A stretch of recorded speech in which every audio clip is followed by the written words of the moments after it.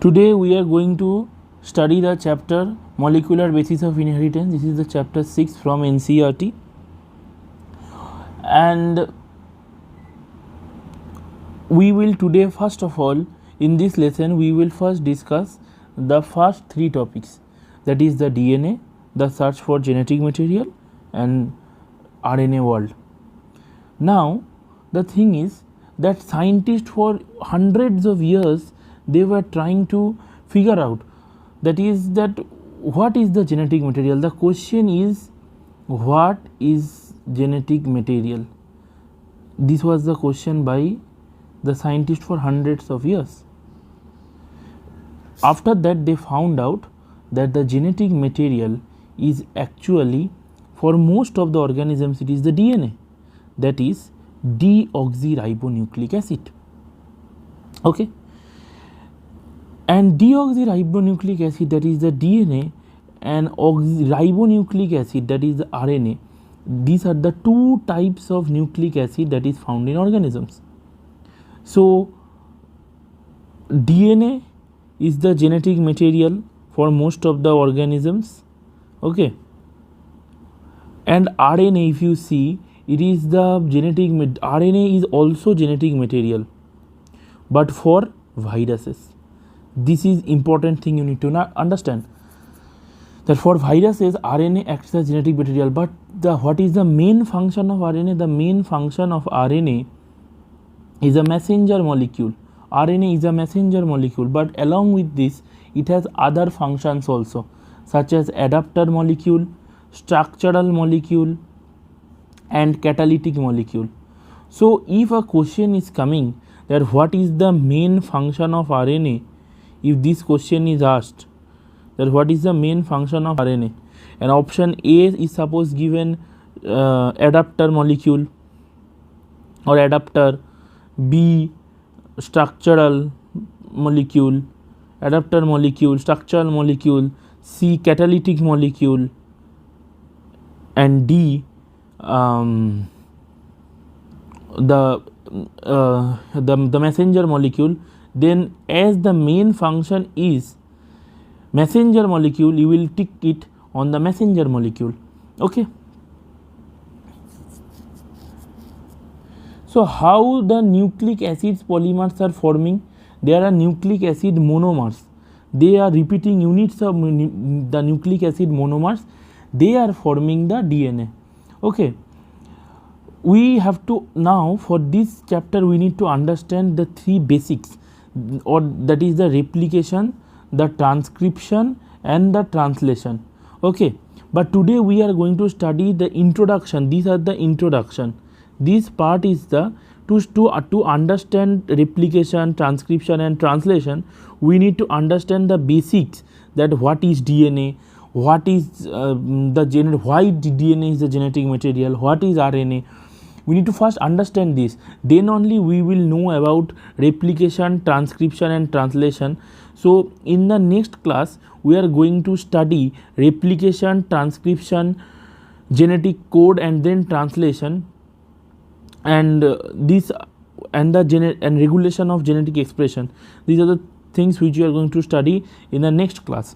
Okay, but now let me give you a little bit idea what is given in the replication. What is given in the replication, I am giving you the minimum idea that what is replication. See, the replication is making, so a replication is DNA is duplicating itself, that is DNA is replicating. Okay, what is the meaning of replication? DNA is replicating means DNA is forming copies of itself. Okay, copies of itself. Okay, that is replication. Okay, transcription, making of RNA from, so RNA is coming from DNA, this is transcription. Okay, so you have understood what is transcription. So what is translation? Translation is process of protein synthesis. So translation is protein synthesis is known as translation.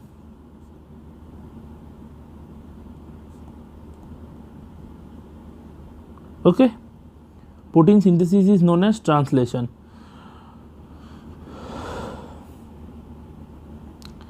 Now see, there is a line, the determination of complete nucleotide sequence of human genome during the last decade has set a new era of genomics. Okay, genomics, that means study of genes, genomics. In the last, so we will learn, so human genome sequencing, we will learn about that, that is human genome sequencing. You will, and this we will learn in the last. So whatever we will study in the chapter, I am giving you an overview of that. The first part of the chapter is giving you the, so human genome sequencing you will learn under this human genome project. Okay, and then you will study DNA fingerprinting. See, they will obviously say about this. So in the essentials of human genome sequence and its consequences will also be, so the consequences of human genome sequencing is DNA fingerprinting. So this we will discuss in the last class. So for this chapter I will take 3 classes. I have divided the 3 classes. The first class is on DNA, the search for genetic material and the RNA world. The second class is the core class, one very important class. Obviously questions will come from each and every topic. It can come from any topic, but you need to, and all the topics are equally important, but these are the core areas of discussion. Okay, little advanced, this is the primary, this is the advanced level discussion. Okay, and this is the consequence, human genome project, and the consequences of these 2 parties, this is the third class. So this is the first class we are doing now, this is the second class which we will do, and this is the third class which we will do. Okay, and now the thing is, let us begin our discussion by first understanding the structure of most interesting molecule on the living system. Okay, so first we will study by the DNA. They are saying that DNA, actually it is the most interesting molecule in the living system, and the subsequent sections we will understand that why it is the most abundant, that why we are telling DNA is the, why we are not calling RNA as genetic material, we are calling DNA as the genetic material. First of all, this is the thing, and what is the relationship between DNA and RNA. Okay, so we will discuss about that also. Now DNA, it is a long polymer of deoxy. So DNA is a polymer of deoxyribonucleotides, and the length of the DNA, it is defined as a number of nucleotides present. So length, so DNA length, how we will get, length is equal to number of nucleotides or base pairs, we can say base pairs, and we write it like this, BP, base pairs. Okay, and I am giving you some example. A bacteriophage lambda, 5 into 174, bacteriophage lambda and E. coli, how many base pairs are there, and the haploid quantity, these are very, so 5 in 5x174 or 5 into 174, it is having 5, 3, 8, 6 base pairs or nucleotides. Okay,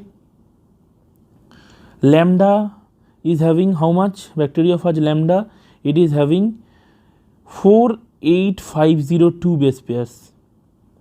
Okay, how many are there in E. coli? That is 4.6 into 10 to the power 6 base pairs.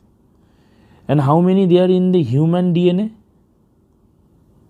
See the figure which is there, it is the haploid content of DNA, but human cells, they are diploid, right? So it will be 6.6 into 10 to the power 9 base pairs. Okay, this is the human DNA content, and if you say haploid, then this is the figure which is given in the book. The haploid content of human DNA has this much base pairs. Okay, question if comes that what is the, how many numbers of base pairs are present in human DNA, this is the answer.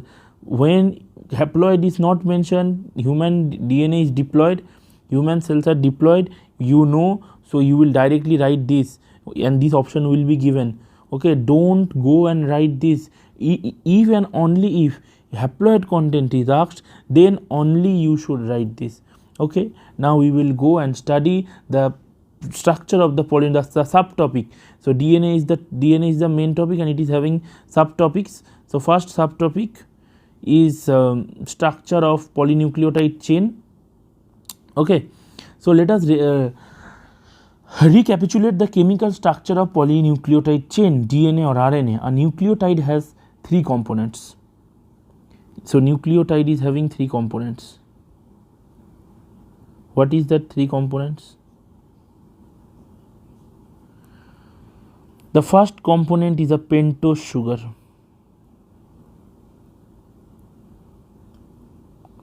Okay. See, pentose sugar, ribose in case of RNA and deoxyribose in case of DNA. So I am also doing that. Ribose for RNA and deoxyribose for DNA. Okay. Pentose sugar, then nitrogenous base. Nitrogenous bases are also 2 types, pyrimidine base and purine base. Okay, and the third is, see here it is given, purines, adenine and guanine, pyrimidine, cytosine, uracil, thymine. I will write that. And what is the third one? That is a phosphate, inorganic phosphate. We write it, denote it like this, Pi. Okay, so we have 2 purine bases, adenine and guanine, and we have 3 pyrimidine bases. What are they? Wait.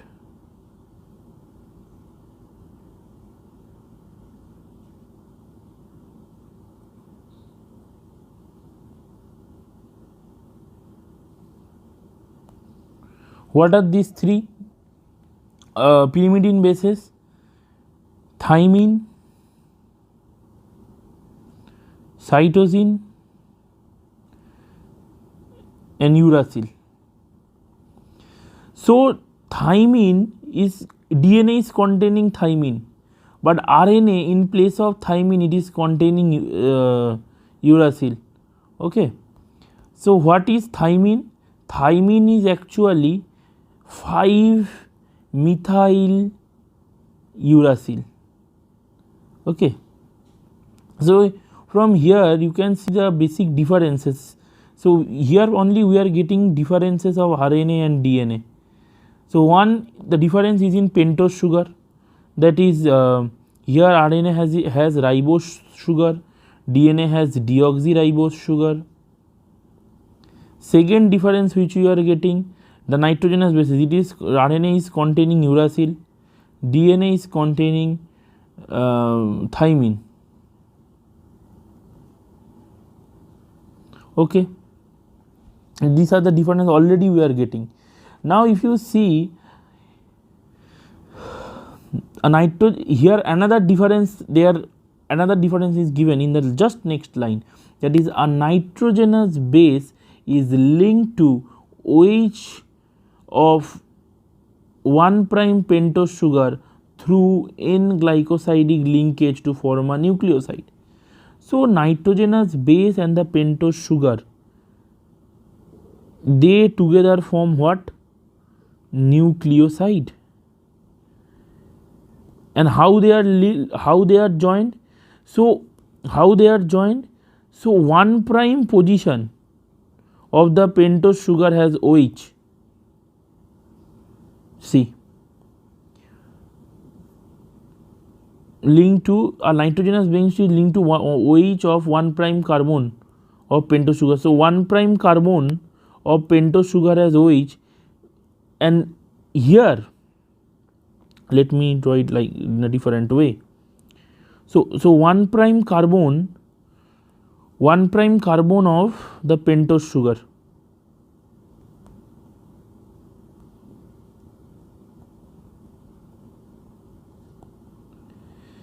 at the 1' carbon of pentose sugar the OH is present. Now this OH is linked with the nitrogenous base.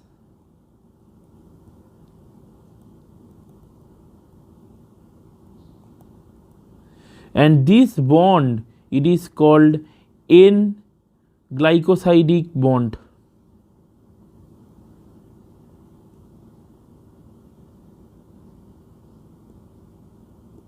Okay, I am using a different ink for better understanding.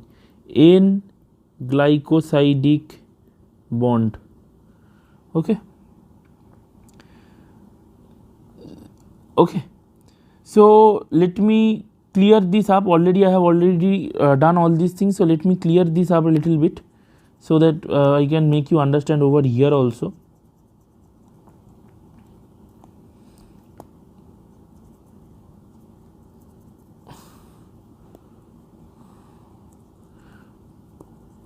Okay, see, if I am teaching over here, see, this is the pentose sugar. Okay, this is a polynucleotide chain, this is a pentose sugar. What is this? This is a nitrogenous base, and these two, it is forming a nucleoside. This and this is joined by this bond. This bond, what is this bond? This bond is N glycosidic bond. Very important. This type of questions are coming. At which position is this bond present? This is the 1' carbon position. Okay, this is very, very important. And the nucleoside, now this nucleoside, what will be the name of this nucleoside? See, the nitrogenous base present is adenine. So the name of this nucleoside would be adenosine, guanosine, cytidine. Okay,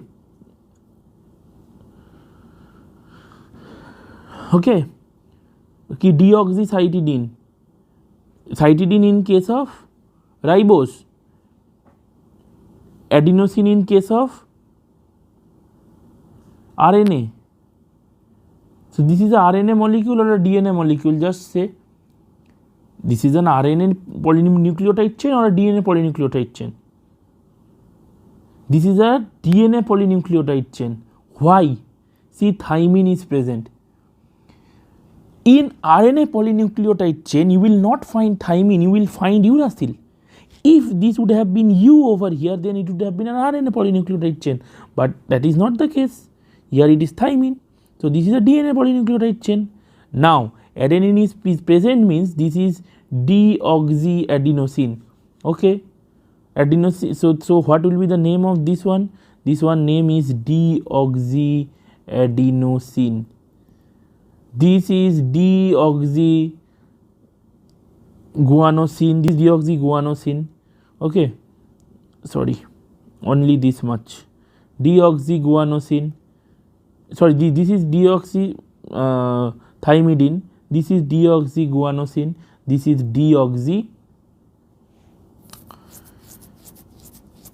cytidine.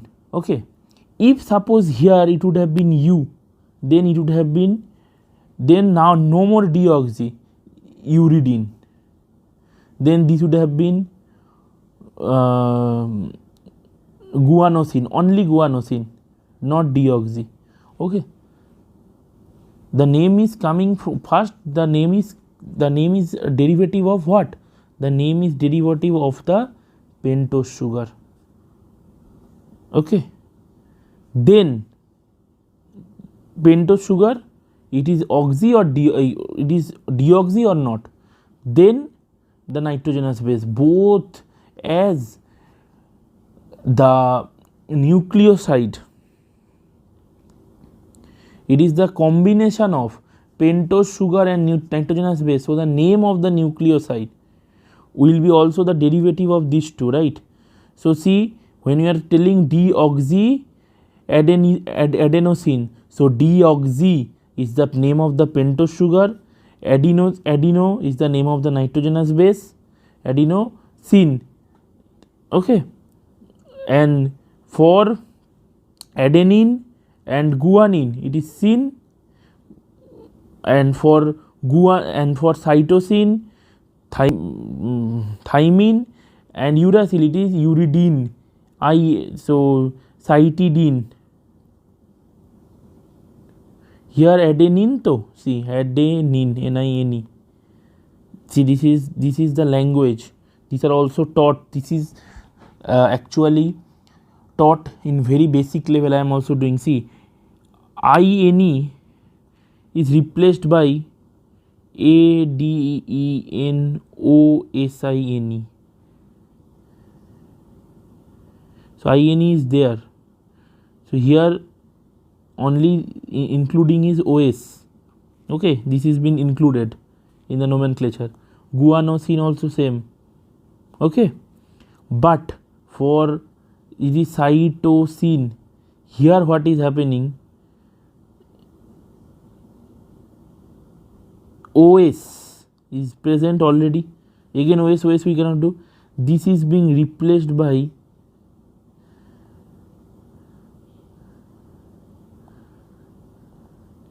ID. OS is replaced by ID.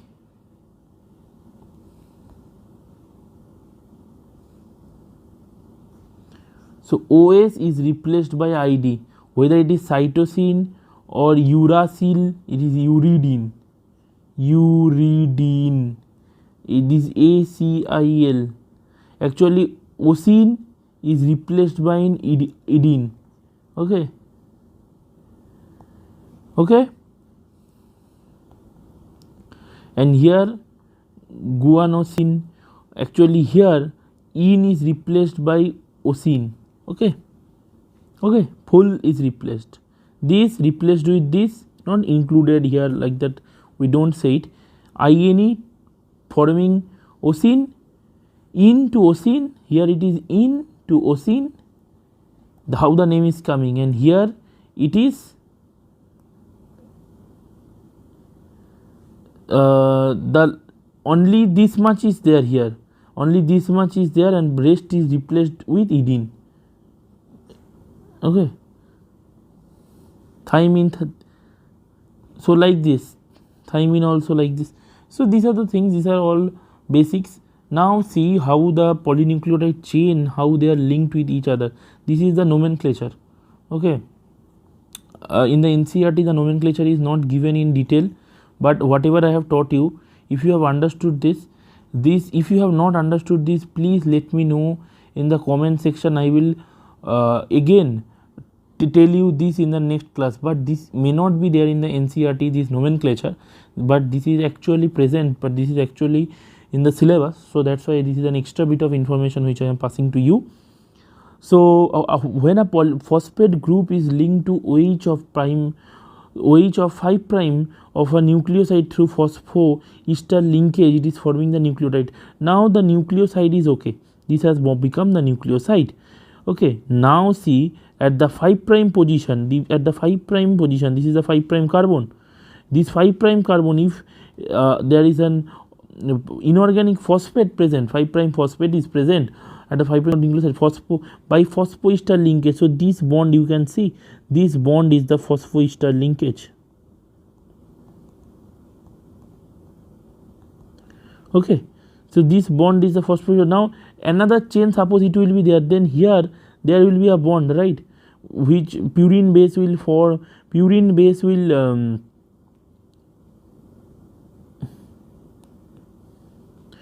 so purine adenine will face thymine, right. So purine base will be complementary. They are complementary based, right. So purine base will face the pyrimidine base.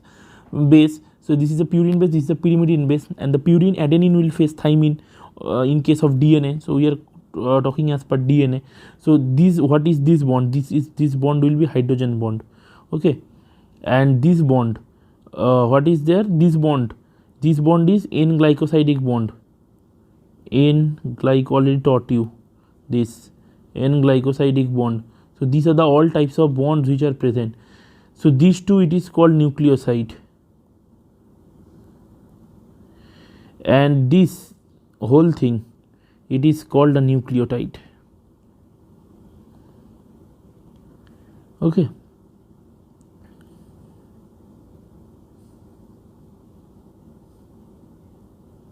So two nucleotides are linked through. Now see this phosphate, this is the last one I am showing. So see this phosphate, This side also it is forming bond. This is called phosphodiester linkage. So two nucleotides are joined by phosphodiester linkage. Is it clear? Okay. And specifically this is the phosphoester linkage. This is also phosphoester linkage. So totally what is called phosphodiester linkage. Very much clear?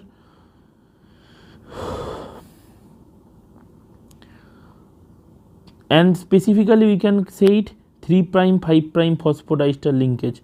Okay, 3' 5' phosphodiester linkage, very important. Suppose question will be given that two nucleotides are joined by, because the direction you need to see, this is the direction, this is the 3', this is the 5'. So question will come that two nucleotides are joined by which of the following bond? Number 1 they will give you N-glycosidic, number 2 they will give you hydrogen bond. So these are two are wrong. Now 3 and 4 they will play.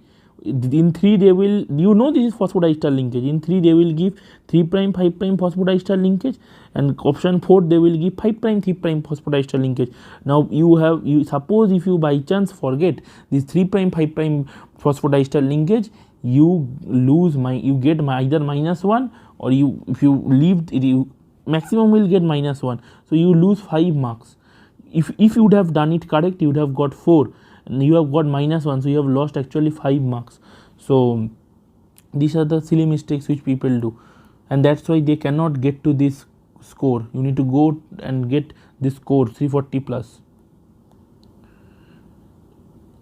Now this line is very important. The polymer thus forms at one end has a free phosphate moiety at 5' end. See, this is the 5' phosphate. This phosphate is free. Here nothing is, no linkages are there.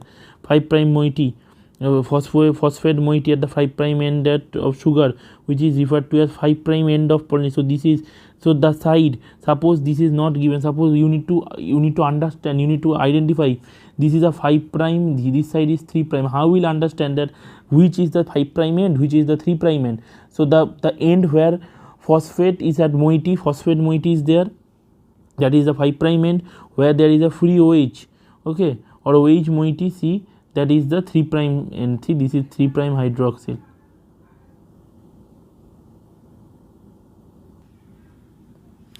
Now you need to understand the backbone of polynucleotide chain is due to this sugar and the phosphate. Okay, so the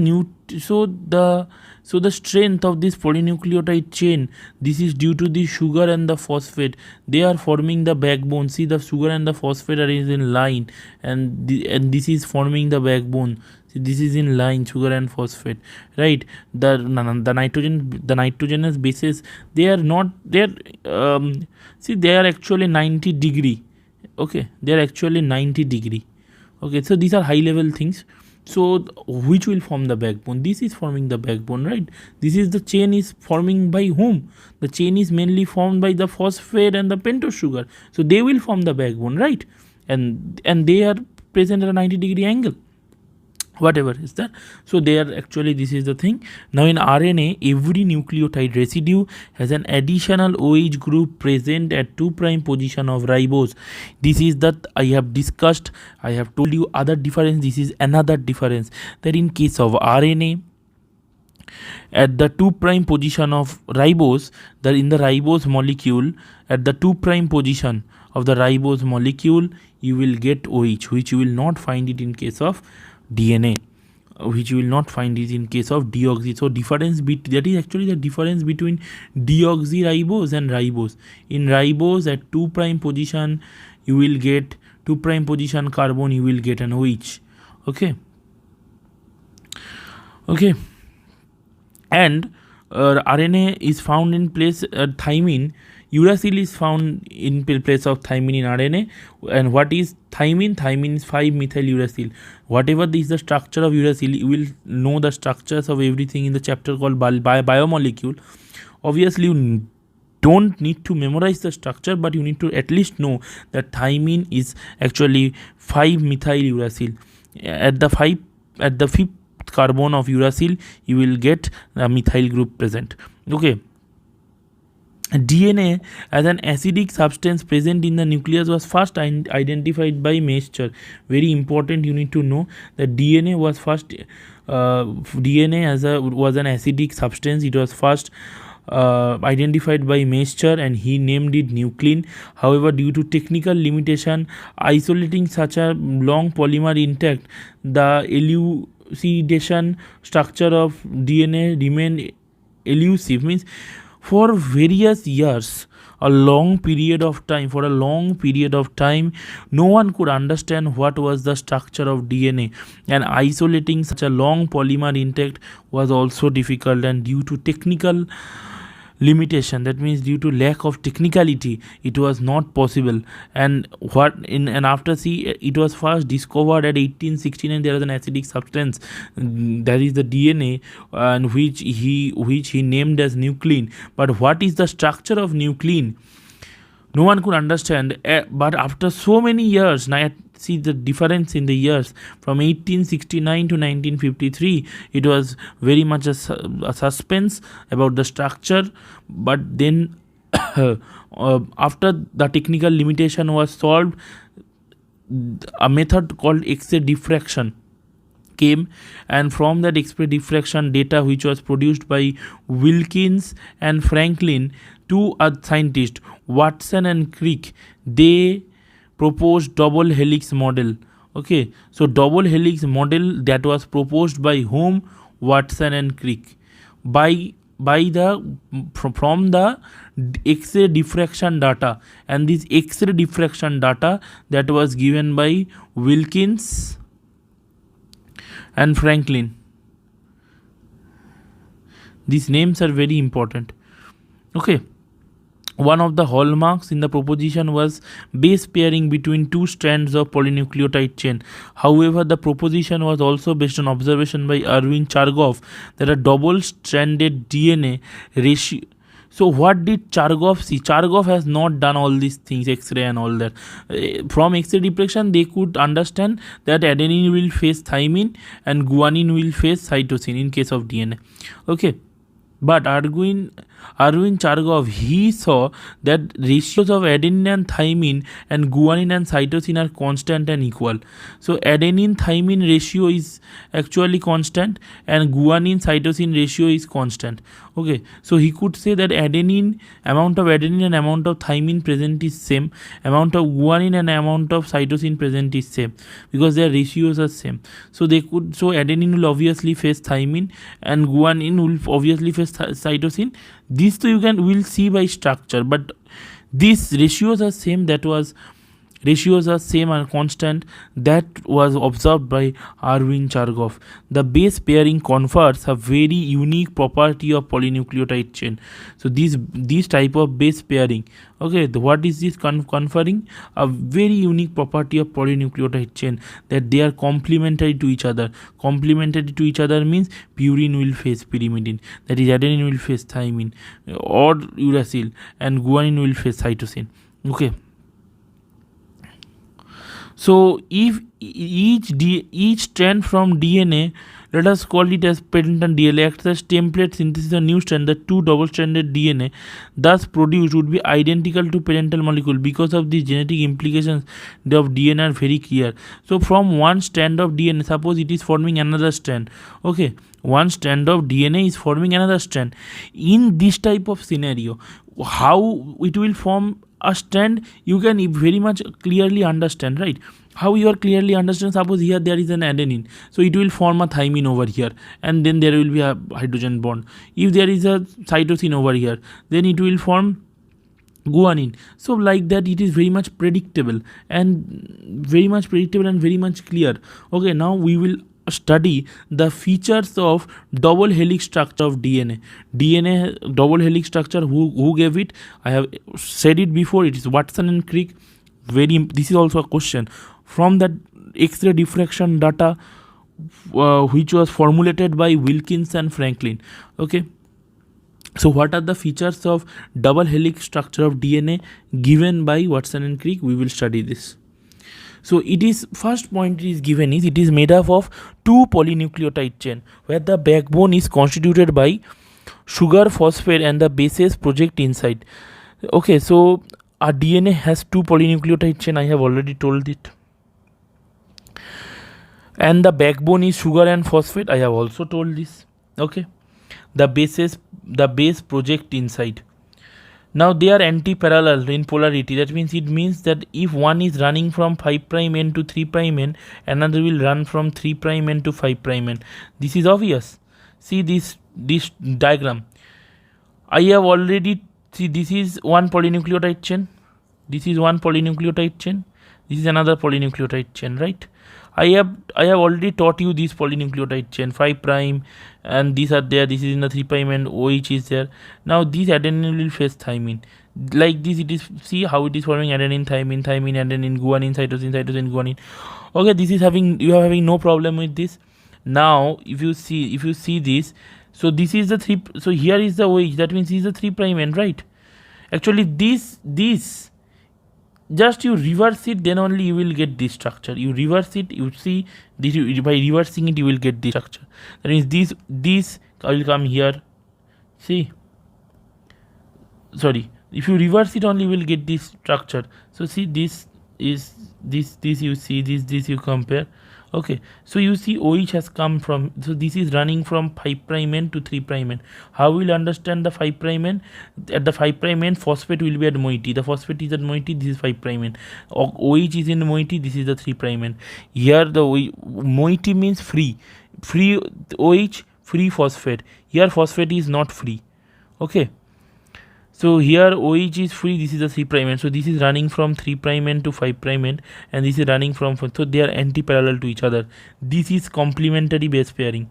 Okay, this is obviously there in the third point. Yes, the bases in the two strands are paired through hydrogen bond, forming base pairs. Adenine form 2 hydrogen bond with thymine. See, adenine is forming how many hydrogen bond? 1, 2. Adenine forms 2 hydrogen bond. So thymine will also form 2 hydrogen bond with adenine, but guanine and cytosine, they are forming 3 hydrogen bonds. This is very important. How many hydrogen bonds are formed? This is also a very important question. So purine comes opposite to pyrimidine. This generates approximately uniform distance between two strands of helix. So there is a uniform distance between two forms of helix. One pyrimidine will obviously, this is complementary base pairing. That is the most important thing. The two chains are coiled at right-handed fashion. The pitch of the helix is 3.4 nanometer and there are roughly 10 base pairs in each turn. Okay, see, this is the helical structure. Okay, this is the helical structure which you can see. So there will be, actually, if you see this, in each turn there will be 10 base pairs. This is 1, 2, like this. There will be 10 base pairs in each turn. Okay, and this distance between each base pair is how much? 0.34 nanometer. Okay, so what is the, so there are 10 base pairs in each helix. So in each helical turn, each helical turn, what will be the length of this, suppose what will be the length of this helical turn? 3.4 nanometer. Okay, you have understood this? Pitch of each helix is 3.4 nanometer. That means 3.4 into 10 to the power minus 9 meter. Okay, and distance between, because there are 10 base pairs in each helix. Okay, you have understood? Now the fifth point, the plane of one base pair stacks over another in double helix. Okay, see, one stacking over another like this. Suppose this is actually the structure. You have seen this type of structure. Okay, this you see often, right? In cartoons also you see this. This, in addition of hydrogen bonds, confer the stability of, so this helical structure stability is given by the hydrogen bond.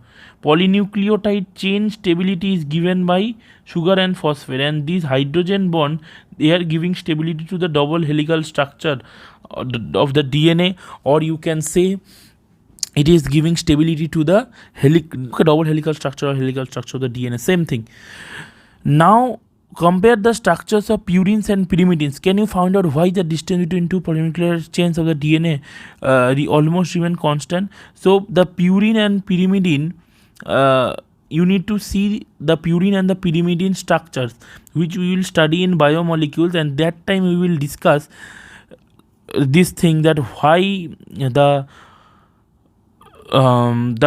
purine facing pyrimidine and pyrimidine facing purine, there will be same distance. Okay, so this is simple thing, we will discuss it now. Here, central dogma of molecular biology, we can also call it the central dogma of molecular biology. We will study this is a very important thing.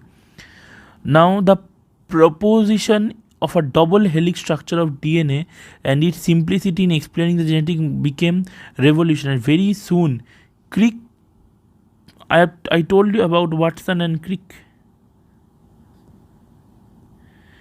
right? So now this man Crick, he proposed the central dogma of molecular biology, which states genetic information flows from DNA to RNA to protein. So the information is passed from DNA to RNA by the process of transcription, and RNA transmits the information to protein by translation. Okay, DNA itself can replicate, so it is replication. So this is in some viruses. There is a reverse, so the information is in reverse direction from RNA to DNA. So that is called reverse transcription. We will also study this reverse transcription. Okay, now the packaging, how the packaging of the DNA helix. This is the second part we have done. So inside DNA, see, the first part we have studied about the DNA, that is the structure of polynucleotide chain, and this is finished. Structure of polynucleotide. So DNA, what are the parts? Structure of polynucleotide chain. Polynucleotide chain. That's now the second is a packaging of DNA helix. Okay, and if you complete this, then the whole part, that is the DNA, it will be over. Okay, so the packaging of DNA helix.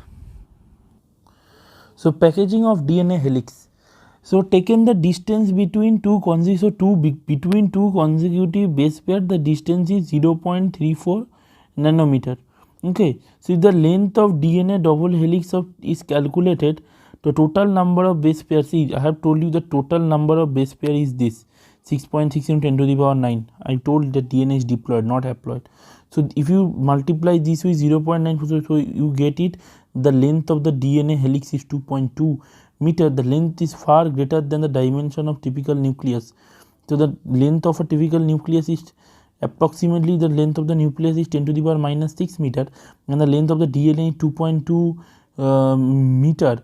So these 2.2 meter DNA, and there are so many DNAs. See, so these 2.2 DNA, they are highly coiled. Okay, so if the length of the E. coli, so the length of the E. coli DNA is given 1.36 nanometer. So how many numbers of base pairs are there? How to find out? You will do it 1.36 nanometer by 0.34 nanometer. You will get the number of base pairs. Okay, in E. coli. Okay, so in prokaryotes such as E. coli, they don't have a well-defined nucleus. DNA is not scattered throughout the cell.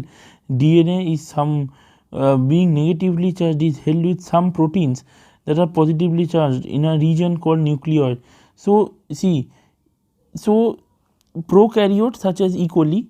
Now see, these E. coli, they don't have a nucleus. That doesn't mean that throughout the cell the DNA will be there. The DNA is present at a particular place, that is a nucleoid, in a region called the nucleoid. So how this DNA are present? These DNA, they being negatively charged DNA, they are acidic and they are negatively charged. So they bind themselves, they are held with some proteins which are positively charged, and they are organized in nucleoid. DNA in nucleoid is organized in large loops held by proteins. Now in eukaryotes, the organization is much more complex, obviously. Now DNA is negative and it is acidic, and the histones, they are positive and basic. So DNA is wound around histones. What are histones? They are there is a set of positively charged basic proteins, see I have told, called histones. Now a protein acquires charge depending upon abundance of amino acids. So residues with charged side chains.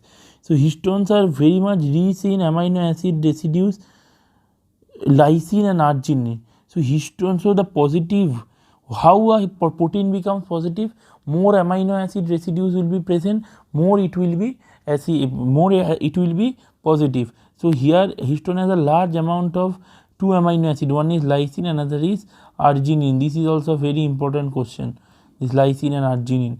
Okay, so the amino acid, so obviously the amino acid residues will carry positive charges in the side chain, and they organize to form 8 molecules, unit of 8 molecule histone octamer.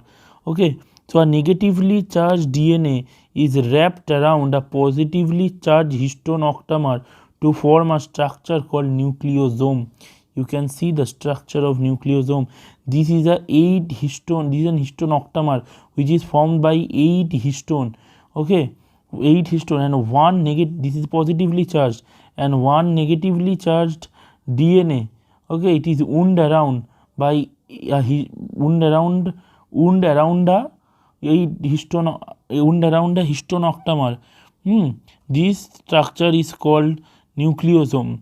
To form a structure, so a nucleosome will have 200 base pair.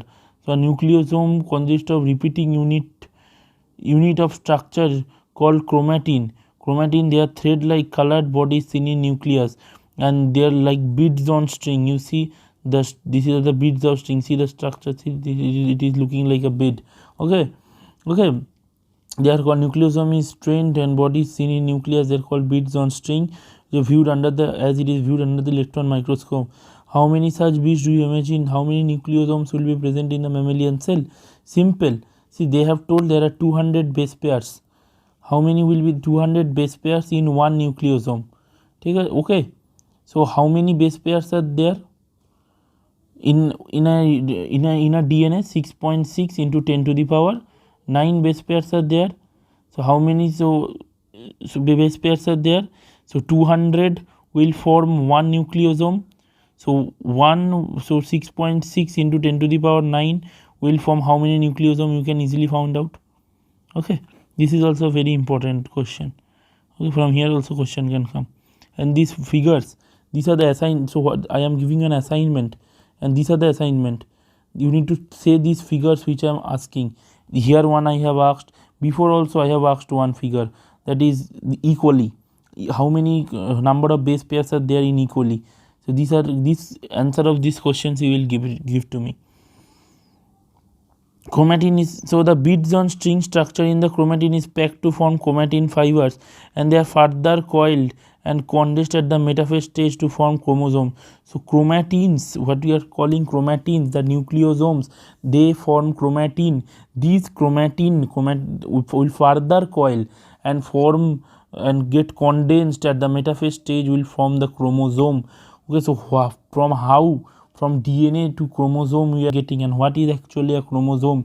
You have understood, chromosome is made up of DNA and the histone which is forming chromatin. Now this chromatin, this chromatin at the metaphase stage will get more highly coiled and condensed to form chromosome. The packaging of chromatin at a higher level, you can add, so not only referred to as non-histone chromosomal protein. So not only DNA and histone, they will form chromatin. Now this chromatin, it is highly coiling and condensing with help of some other proteins, that is the non-histone chromosomal proteins. In typical nucleus, the region of chromatin is loosely packed and referred to as euchromatin. The chromatin that is more densely packed is called heterochromatin. So you will see in nucleus there will be two regions. One region where chromatins are loosely packed, euchromatin, and there will be densely packed heterochromatin. So the euchromatin is actually active, transcriptionally active. Active in which way? Transcriptionally active, and heterochromatin is transcriptionally inactive. Okay, so here we end the part 1 of our first class. Part 1 of class 1 ends over here. and we will start from the structure of genetic material, the class 1 part 2. Thank you for watching, and let's continue.